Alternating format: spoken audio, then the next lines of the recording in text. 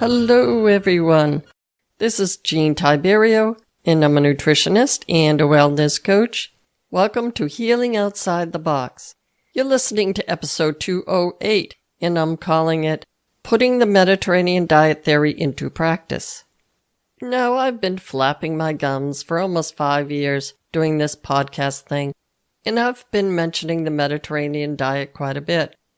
It seems to be good for whatever ails you. It's good for perhaps Alzheimer's disease, heart disease, and if you listened to last week's episode, fatty liver disease. Who knew we all had fatty livers? And it's also good for diabetes and obesity. By the way, I did a 4-episode series on the best diet for Alzheimer's disease, and I'll put the links on the show notes. I did episodes on preventing heart disease as well, and I'll put those episode links in the show notes. And diabetes, ditto for that. Now I imagine you can guess that I'm going to say the Mediterranean diet is a good bet all around if you want to prevent these chronic diseases. And that's where I'm going. I also did an episode on the CHIP dietary plan, which stands for Complete Health Improvement Project. This includes a plant-strong diet, based on the Mediterranean diet with additional activities, community involvement, and psychological support. So once again, the Mediterranean diet. So how do we translate these general dietary guidelines to breakfast, lunch, and dinner? Today I'm going to update an episode I did about a year ago and go over specific details about this eating plan and overall lifestyle. And before I forget to say this, part of the Mediterranean lifestyle is, of course, enjoying what you're eating. First of all, when we in the nutrition biz think Mediterranean, we think of it again as a lifestyle and not so much a food group thing. Most people think of the Greeks when they think Mediterranean food, but I think the Italians have a similar approach to eating. What they have in common is their love of food, pure and simple. They love the art of cooking, they breathe in the aroma of the food, they enjoy what they're eating, as I've said, and they are probably not counting calories. Certainly not as much as we do. Eating is a social occasion. The more people at the table, the better. Hopefully they're having a good time, and I'm going to guess they may not have their heads plunged into their cell phones. Now some may not, but this is the feeling that we get when we think about the Mediterranean diet. So if they're doing all this eating, they must be a lot fatter than us, right? No, actually, they're not. It's only countries like England that have picked up on our fast food ways and are also picking up the pounds. Not only do they have less obesity in the Mediterranean countries, but they also have less chronic disease and sometimes age slower than we do. So what's up with that?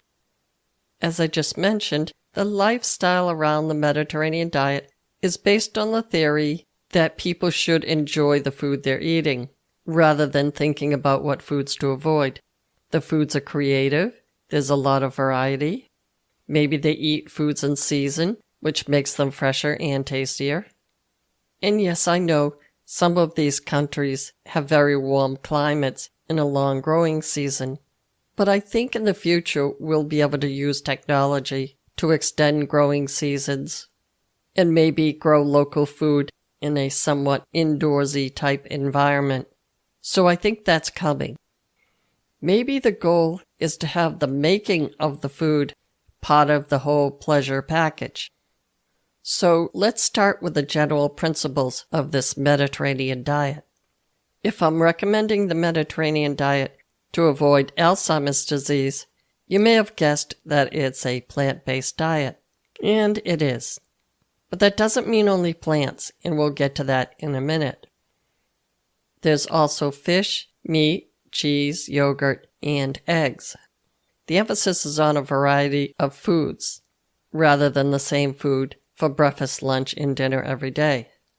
Portions are generally smaller, especially the meat, chicken, and fish.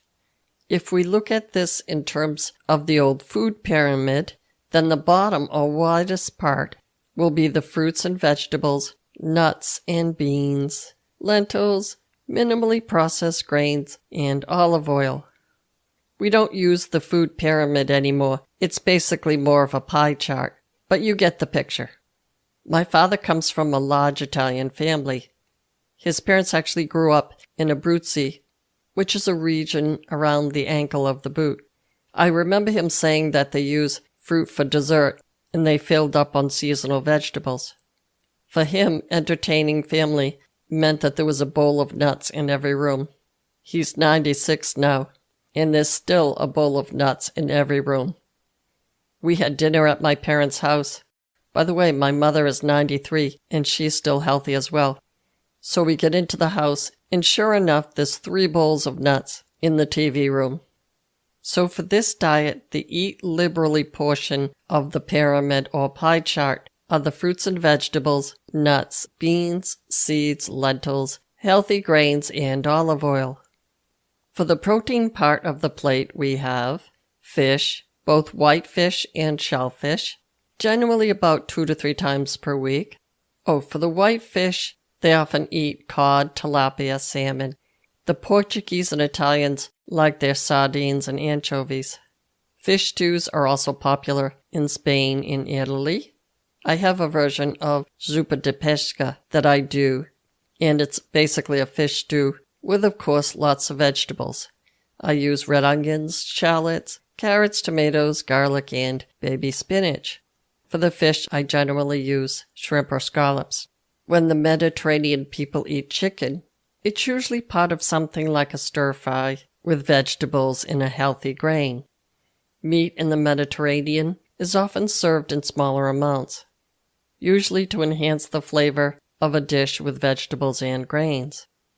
It's not the centerpiece of a 3-spot meal, like the meat, potato, vegetable in the old TV dinners we had when we were kids.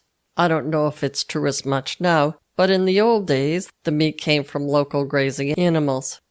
And in many of these dishes, we can replace meat with beans, nuts, and seeds. Mediterraneans drink wine or water with their meals. Sweetened fruit juice drinks are just plain silly. Hawaiian fruit punch is not a fruit, it's not punch, it's not from Hawaii, so what's up with that? Now, the yogurt and cheese. Both are enjoyed by the Mediterraneans, but again the portion sizes may be smaller than ours. And the yogurt may or may not be pre-sweetened. They certainly enjoy their eggs. An example might be something like a frittata, where the eggs are mixed with vegetables and cooked in an olive oil. Herbs and spices enhance the flavor, complexity, and maybe they can reduce the need for salt. Mediterranean people like their rosemary, thyme, basil, parsley, oregano.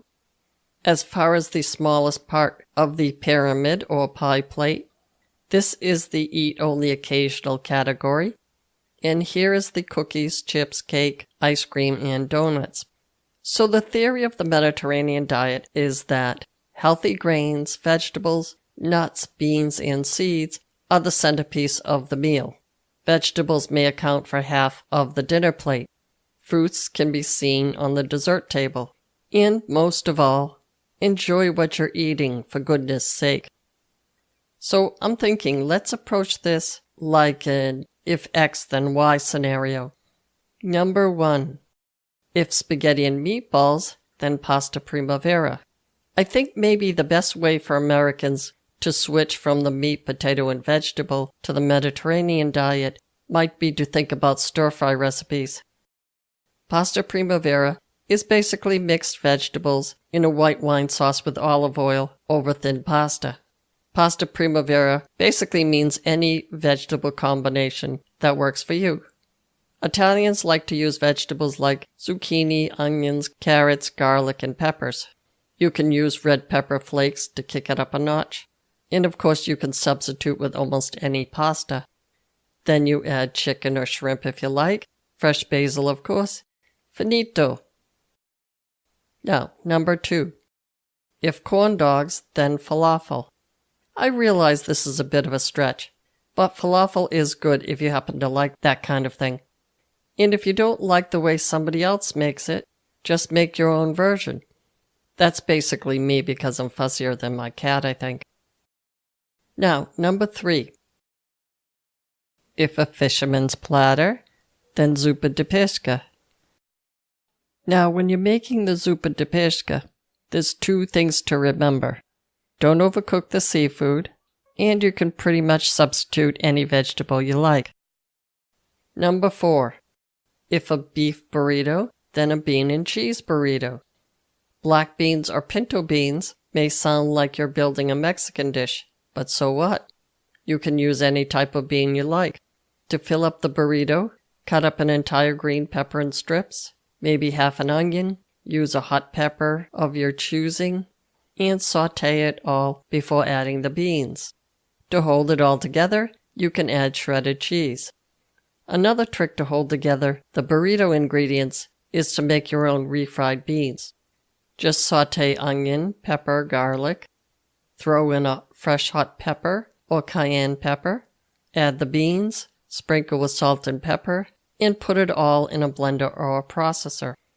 Add that to your burrito mixture, and there you go. Number 5. If a poo-poo platter, then chicken chow mein.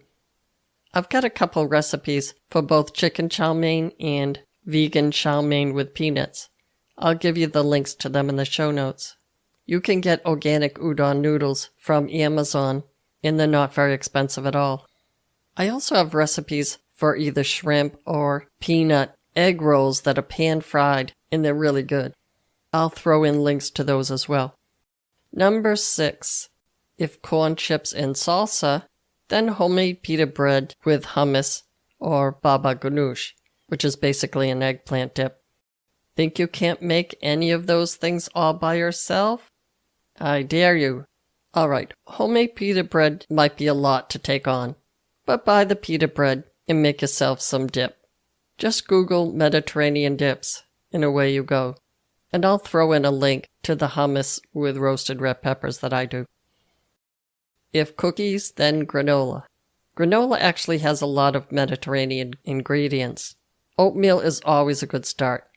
By the way, when I'm ranking grains for overall healthiness, I hope that's a word, oatmeal is at the top of my list. The next ingredient is almonds when you're making granola. Obviously, a big nut. Then there's dates, sunflower seeds, if you like them, honey, and coconut flakes. You get the picture. And granola is great for breakfast as well as dessert, especially if you need something fast in the morning. If you're not a crunchy granola type of person, but want to get away from the Danish and muffins, try making popovers. Ina Garden has a great recipe that's only 5 ingredients. There's no sugar in it and only about 1.5 tablespoons of flour per popover. So there you have it, the general picture of the Mediterranean diet. The goal is to approach the Mediterranean mindset from the perspective of abundance, rather than scarcity or deprivation. This means adding more whole foods, but certainly add foods that you enjoy eating. And it may more naturally shift the proportion of your plate to slightly less meat, a lot less processed foods, and more healthy and tasty other foods. If you have any questions, feel free to contact me. You can find me on my contact page, which is on my website, which is healingoutsidethebox.com. Now that's all I have for you today. Be well and stay tuned next week for another episode of Healing Outside the Box.